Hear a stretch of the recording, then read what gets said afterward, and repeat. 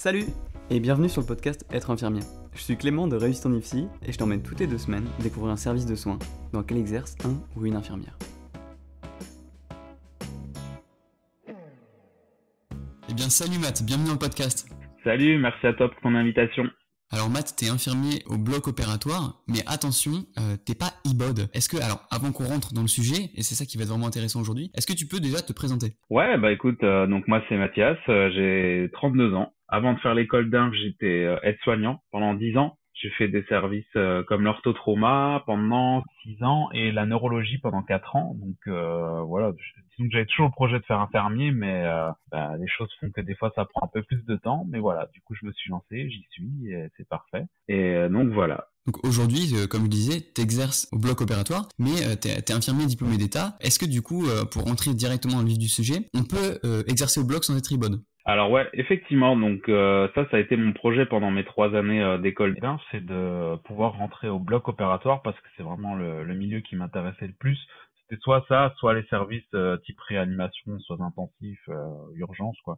Les services qui bougent un peu, qui sont techniques quoi. Et effectivement, je me suis lancé vers le bloc opératoire parce que ça correspondait à toutes donc j'avais des critères voilà pour à cocher, puis celui-là cochait exactement tous mes critères, donc je me suis lancé là-dedans. Donc effectivement, on n'a pas besoin d'être IBOD pour rentrer au bloc, mais il faut avoir un projet d'IBOD derrière. Donc on peut pas dire on va au bloc en tant qu'infirmier juste comme ça et on y reste toute notre vie en tant qu'infirmier. Ça se faisait, mais c'est plus ce qui est demandé maintenant. Aujourd'hui, on veut que les gens soient formés pour le bloc opératoire, comme je sais pas si tu as vu dans les articles ou quoi, c'est qu'il manque énormément d'IBOD et c'est pour ça qu'on a accès à nous en tant qu'infirmiers au bloc opératoire. Les infirmiers pouvaient jusqu'il y a quelques années valider des compétences qu'ils appelaient les actes exclusifs, donc ils avaient plus besoin de passer l'école, ils pouvaient exercer ces actes spécifiques aux IBOD s'ils avaient passé cette formation.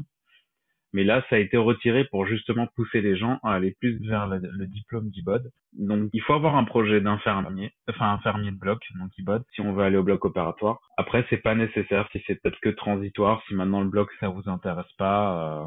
Le fait d'être infirmier vous permettra d'y avoir accès en toute liberté, voir comment ça se passe, voir si ça vous correspond. Et si ça vous correspond, il n'y a pas de raison de pas faire l'école derrière, quoi. T'as bien raison. J'ai vu que du coup, depuis le 2021, si je me trompe pas, tu me diras, on peut du coup accéder directement à l'école d'IBOD après le diplôme. C'est-à-dire qu'on n'a même plus besoin d'exercer. Ouais. C'est ça ? Exactement.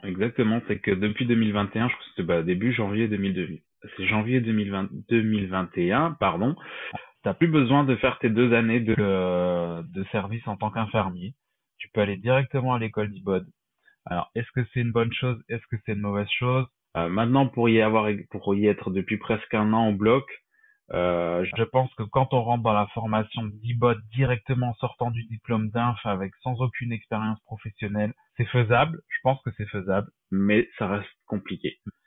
Ça va être compliqué parce qu'il y a réellement un temps d'adaptation quand tu rentres au bloc opératoire.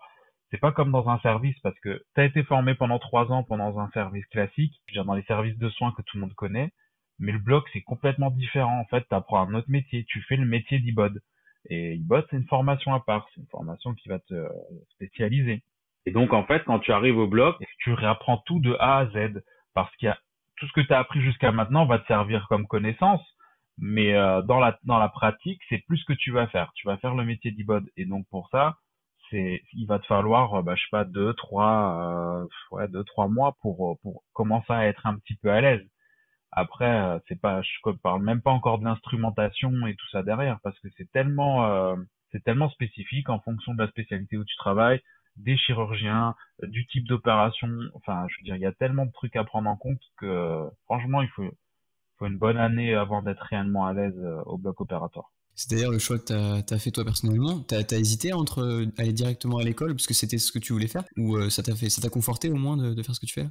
Ouais, alors moi, malheureusement, je pouvais pas directement faire l'école derrière parce que comme j'ai été financé, comme j'ai été aide-soignant, tu vois, je suis passé par la promotion professionnelle. Donc, je dois 5 ans à mon employeur et donc il m'a financé mon école d'inf. Donc, je suis pas du tout prioritaire pour être financé tout de suite pour pour l'infirmier du bloc. Je pense que c'est bien d'avoir une expérience d'inf un petit peu avant quand même, avant de faire l'école d'IBOD, pardon, parce que justement c'est tellement spécifique qu'il faut vraiment savoir si c'est ça qu'on veut faire ou pas. Parce que si tu te lances dans le diplôme d'IBOD, bah voilà, sans avoir exercé avant au bloc opératoire, voir si c'est réellement ça qui te plaît, c'est un peu compliqué parce que c'est ce que tu vas manger pendant 2 ans, quoi, si tu te lances dedans. Ou alors tu fais un gros retour en arrière et puis finalement ça t'a servi à rien, quoi. T'as perdu du temps. Je pense qu'il faut avoir une petite expérience de bloc quand même avant de tester l'école d'IBOD. Ça vous évitera de perdre du temps. Vous serez sûr de votre choix. Alors je pense que on va pouvoir aborder un sujet qui intéresse tout le monde pour cet épisode. C'est quoi le bloc opératoire vraiment? C'est vrai que c'est un lieu qui est dans lequel on va pas forcément quand on est étudiant. Faut vraiment, enfin en tout cas moi j'essaie de militer pour ça. Profiter de vos lieux de stage pour aller voir et pour demander à aller voir des opérations. Mais c'est vrai que si on n'a pas de stage déjà en bloc opératoire, ce qui est rare, hein, tu me diras, moi j'en ai pas fait, et je crois pas en avoir vu énormément dans mon entourage. Il faut vraiment aller voir les opérations, surtout quand on peut, quand on est en chirurgie ou ainsi de suite, parce que du coup, j'ai rarement mis les pieds dans un bloc, tu vois. Ouais, carrément. Et puis, je trouve ça un peu dommage. Alors, je sais pas si c'est par une question de manque de place, tu vois, de lieu de stage, s'ils ont pas les accords avec certains blocs opératoires pour pouvoir proposer ce genre de stage. T'en parles pas trop à l'école d'inf du bloc opératoire et comme quoi tu peux y exercer en tant qu'infirmier. Et je trouve ça dommage. Parce que comme t'as dit, tu vois, ça serait bien, c'est bien de le demander quand t'es à l'école d'inf. Par exemple, quand t'es en chirurgie et tout, bah, tu demandes à aller au bloc, quoi. Tu vas voir, tu restes une journée au bloc et tu t'assistes à toutes les opérations, quoi. Que ce soit en chirurgie ou même dans un service de médecine, s'il y a des examens, style endoscopie, tout ce qui est cardio avec des postes de pace ou des trucs comme ça se fait aussi au bloc. Je pense aux coronarographie ou des trucs comme ça, tu vois. Ça, c'est des examens sympas quand on est en cardio. Ouais, voilà, des coraux, des trucs comme ça. Ça te plonge un petit peu déjà dans l'univers du bloc. C'est pas tout à fait pareil, mais c'est ça déjà un genre, tu vois un petit peu comment ça fonctionne. Et ça te permet aussi de te faire déjà une première approche. Donc il faut profiter de l'école d'inf pour pouvoir y aller de cette façon et puis surtout de demander des stages au bloc, quoi.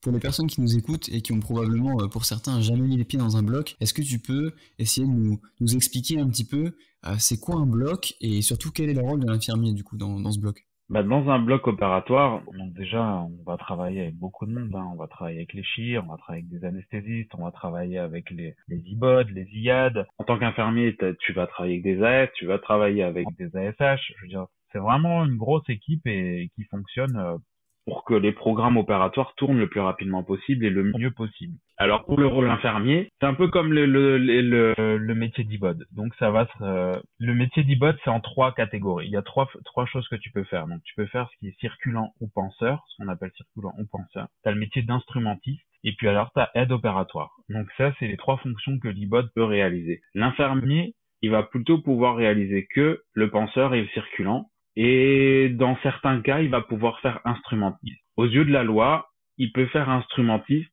si c'est que de la pure instrumentation, c'est-à-dire vraiment pouvoir donner que des instruments. Mais pendant une opération, des fois, tu es toujours amené un petit peu à un petit peu dépasser ce cadre légal où tu vas aspirer, tu vas aider à faire de l'hémostase, tu vas faire de l'aide à l'exposition avec le chirurgien. Donc ce que vous voyez dans les films Grey's Anatomy et tout ça, bah c'est pareil, tu fais ça en fait en tant qu'infirmier. Tu peux faire ça déjà en tant qu'infirmier. L'IBOD, lui, va être plus qualifié pour faire des choses qui sont plus importantes, pour être sur des interventions qui sont beaucoup plus intéressantes aussi. Et il y a d'autres actes. Il va pouvoir faire beaucoup plus d'autres choses. Il va pouvoir faire des sutures, il va pouvoir fermer. Par exemple, en clinique, c'est beaucoup les IBOD qui ferment après que les médecins aient fini parce qu'il n'y a pas d'interne. Dans tout ce qui est hôpital public, ça va être surtout les internes qui vont fermer derrière. Mais tout ça, ça peut être l'IBOD aussi, quoi. Dans ce métier de penseur que l'infirmier peut réaliser, c'est tout ce qui va être traçabilité de l'opération, installation de ton patient. Et encore l'installation du patient, aux yeux de la loi, c'est aussi considéré un acte IBOD. Mais en pratique, c'est beaucoup les infirmiers qui vont le faire avec les IBOD et les chirurgiens. Et donc, tu installes ton patient, tu le prépares pour l'opération. Pendant l'opération, tu installes tout le matériel qui est nécessaire, tu ramènes les compléments de matériel parce qu'il y a toujours besoin d'un complément de matériel pendant une opération. Voilà, il a prévu ça, mais finalement, ça se passe pas comme il veut plutôt ça. Donc tu vas chercher, tu traces, tu t'occupes de ton patient. C'est toi qui es garant de toute la stérilité de l'opération, de vérifier qu'il n'y a pas un truc qui touche là, que ton chirurgien n'ait pas fait des bêtises, qu'il manque de rien, que tu puisses anticiper aussi les actes de ton IBOD qui est en train d'instrumenter.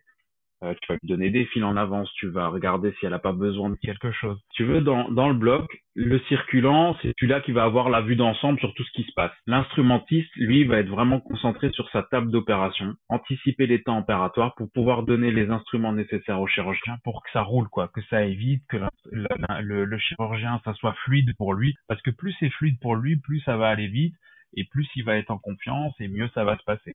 Si maintenant il a une ibode qui sait pas trop ce qu'il fait, qui lui il est obligé de vérifier ce que fait l'ibode, et ben tu perds du temps, ça le déconcentre un peu.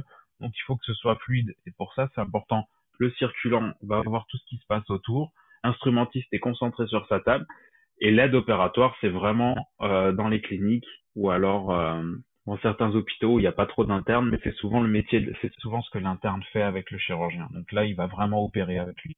Donc ça, c'est un petit peu pour les différentes missions au bloc opératoire en tant qu'ibode ou infirmier. Je rebondis sur un truc intéressant que tu as dit tout à l'heure. Tu disais que tu as hésité entre infirmiers de bloc, mais aussi dans des services hyper techniques comme l'AREA et les urgences. Je trouve ça hyper intéressant parce que on va avoir des personnes qui nous écoutent et qui peuvent potentiellement penser que le bloc, ça peut être sans préjugés assez tranquille.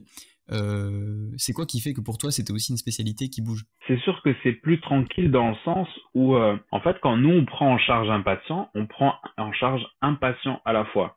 On n'a pas 15 patients ou 3 patients comme en réa où tu vas faire, faut que tu programmes tous tes soins, mais en même temps t'as ça ici, t'as ça là-bas. Non, nous on est focus sur un patient en même temps et enfin on a juste notre patient et voilà, on a, je sais pas, le temps de l'opération dédié que pour lui. Et c'est ça qui est intéressant. Tu vois, c'est que alors c'est plus tranquille, oui. Non, c'est pas vraiment plus tranquille. C'est différent, c'est vraiment différent en fait. C'est quoi qui t'a donné le goût en fait de faire ça? T'as pu faire un stage pendant tes études? Ou Ouais, tu moi savais que tu j'en voulais avais. faire ça? Non, moi j'en ai demandé deux même. J'avais fait mon stage parce que nous c'était accessible qu'à partir de la troisième année, donc j'avais demandé mon stage en troisième année là-bas. Et après j'ai demandé mon pré-pro là-bas. Parce que comme j'étais sûr de vouloir aller au bloc, et ben je me suis j'ai tout de suite continué dans cette voie quoi. Ça servait à rien que j'aille dans un autre service. J'avais fait de la réanimation avant. La réanimation m'avait beaucoup plu, hein. Mais comme je t'ai dit, j'avais des critères. Ben par exemple, au bloc, ben, mes horaires, ça va être 7h30, 15h30. Et ça, juste tant que je fais pas de garde, je fais ça 5 fois par semaine. Donc, j'ai tous mes week-ends de libre, tous mes fériés de libre. Je fais 1 à 2 après-midi par mois. Je veux dire, c'est chouette, tu vois. Et quand je vais commencer les gardes, on fait.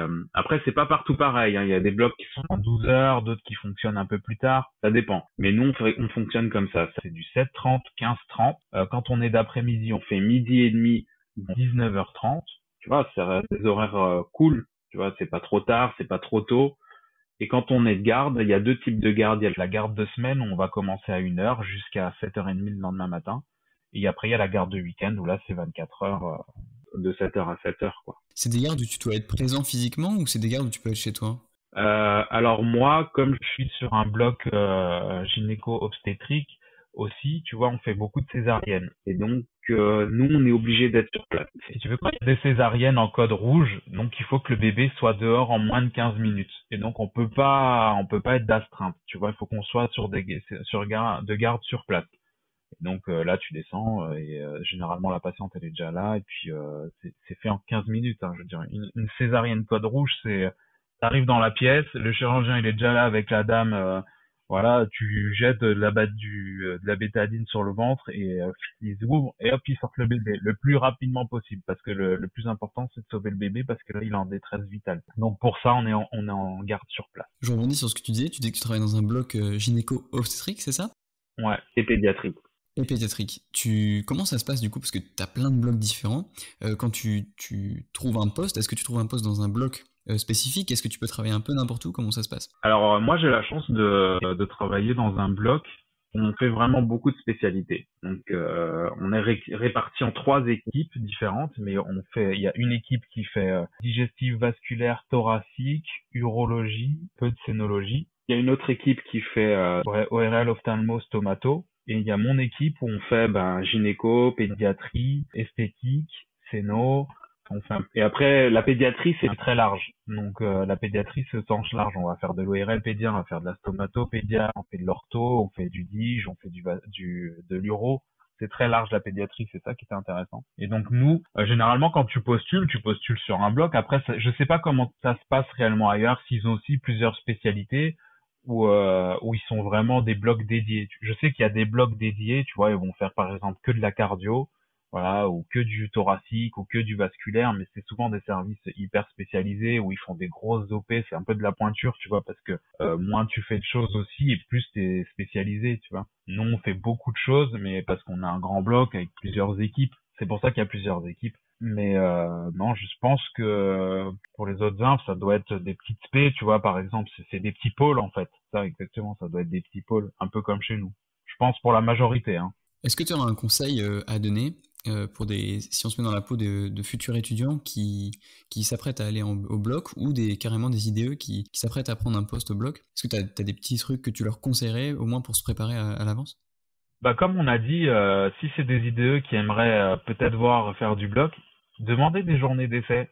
Vous pouvez aller voir votre cadre et dire bah voilà, j'ai peut-être un projet de bloc, je voudrais savoir d'abord si ça me plaît, est-ce que je peux y assister quelques fois quoi, si je peux aller une journée ou deux, voire une semaine, je sais pas comment ça peut s'organiser. Je sais que ça se fait, j'ai déjà conseillé à des filles qui l'ont fait et qui finalement maintenant font du bloc et ça se passe très bien. Et pour les étudiants, c'est bien de demander à aller au bloc, comme on a dit, si vous êtes en stage ou si vous pouvez prendre carrément aller en stage au bloc directement. Et les petits conseils, ben si vous êtes fan de l'anatomie, franchement, une fois que vous savez quel bloc vous allez voir, parce que ça sert à rien d'être au taquet sur de l'urologie pour aller faire finalement tout ce qui est de l'ORL. Donc si vous savez dans quel bloc vous allez pouvoir aller, bah révisez l'anatomie à mort parce que là ça va être du concret, vous allez voir absolument tout et vous allez en prendre plein les yeux parce que la chirurgie c'est juste trop ouf quoi. Quand vous êtes au cœur d'une opération, quand tu vois tous les intestins fonctionner en live devant toi, enfin les organes fonctionner en live devant toi, c'est trop ouf quoi. Donc révisez bien ça, tout ce qui est partie anatomique. Après pour les étudiants, comme je vous ai dit, c'est un autre monde, c'est un autre métier. Il faut vous laisser le temps d'observer. Déjà de prendre une semaine et demie pour vraiment juste observer l'environnement. Parce que déjà, juste savoir se placer dans un bloc opératoire quand on arrive, c'est déjà une première étape. On a toujours l'air d'un teubé quand on arrive au bloc parce que, en fait, tout est nouveau. Tu sais même pas si tu peux toucher ça, est-ce que c'est stérile, est-ce que c'est pas stérile. Tu restes planté comme un piquet parce que tu as peur de faire une connerie, mais c'est normal. Et c'est bien parce que comme ça, vous restez à votre place et vous regardez comment ça se passe autour de vous. Et petit à petit, vous prenez des initiatives. Bah tiens, je vais ouvrir un fil en stérile. Tiens, je vais enfiler des gants en stérile. Je vais aider le chirurgien à s'habiller. Des petites étapes. Il faut y aller par petites étapes pour vraiment à la fin profiter pleinement de votre stage. Donc voilà, prenez le temps, analysez les choses, faites des révisions si c'est nécessaire. Mais en tout cas, prenez le temps de bien regarder comment ça se passe.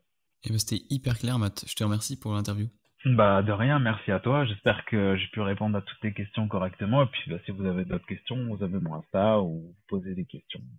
Exactement, j'en profite pour parler du coup. Matt a un Instagram sur lequel il partage son quotidien d'infirmier au bloc et des posts aussi où il partage des fiches de révision, un peu comme nous, sur par exemple le calcul de dose, sur le test d'haleine, la tendinite. C'est super intéressant, son Instagram je vous le donne, c'est Matt-IDE. Je te souhaite une très bonne journée, Matt. Ouais, merci à toi aussi. Si t'es encore là, c'est probablement que le podcast t'a plu. Alors n'hésite pas, quelle que soit la plateforme sur laquelle tu m'écoutes, à t'abonner, à laisser un commentaire, ça m'aidera à le faire connaître et à aider le plus de personnes possible. Et sinon, je te dis à la prochaine.